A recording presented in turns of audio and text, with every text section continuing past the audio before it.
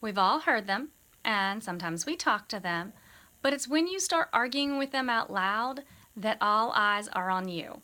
I'm talking about the voices in your head.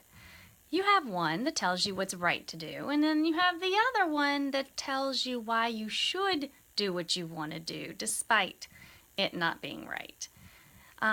George Burns, he did everything by all means that was not a healthy lifestyle to live a long life. But he lived to a ripe old age of 100.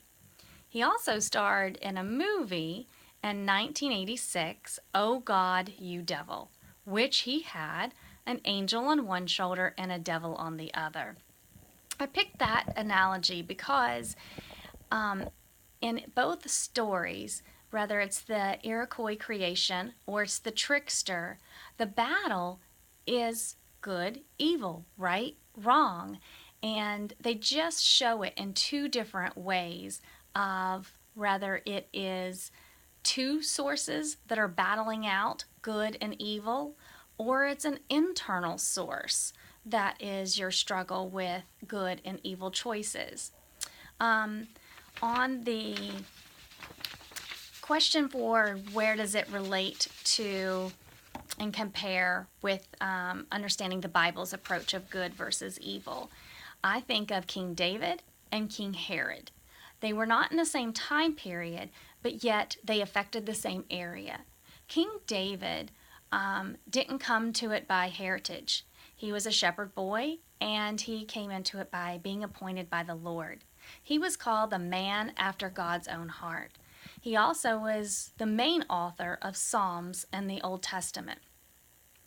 His lineage purpose was that the Messiah would be born from his direct heirs. And that is life, that is good, and everything in it. And the whole time he was king, he tried to do God's will and God's way. May not have been perfect, but he gave it his best shot.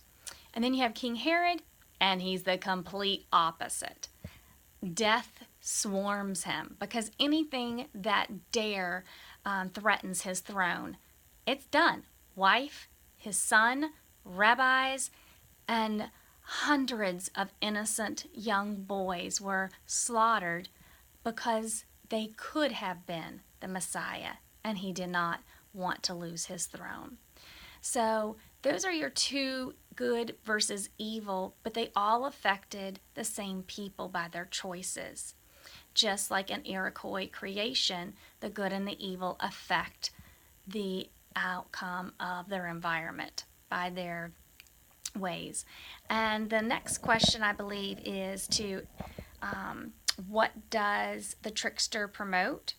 Well, I think the trickster promotes lessons to be learned and ones that can be passed down by generation to generation. What does his example discourage? It discourages going against nature. Every time you try to go against nature, the outcome is not positive. Rather, it's the berries, or it's tricking somebody to think you're one thing and you're not. And that didn't go over well either. So these stories can be comical. They're good lessons to learn.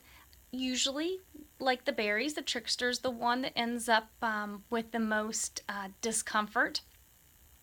But these stories are not realistic, and nor are they intended to be realistic. And I think the natural part that the trickster exhibits is that as humans, we want sometimes what we can't have. And sometimes we make bad choices because we do want that.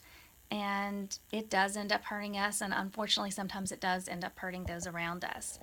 And the supernatural parts that he may have is that what I interpret is can be magical.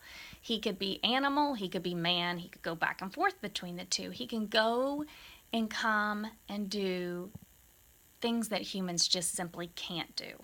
So because of that magical element, it separates us from the real and allows us to be lost in this imaginary world where we can see the illustration, laugh at it, and hopefully learn from it. That's all. Thanks.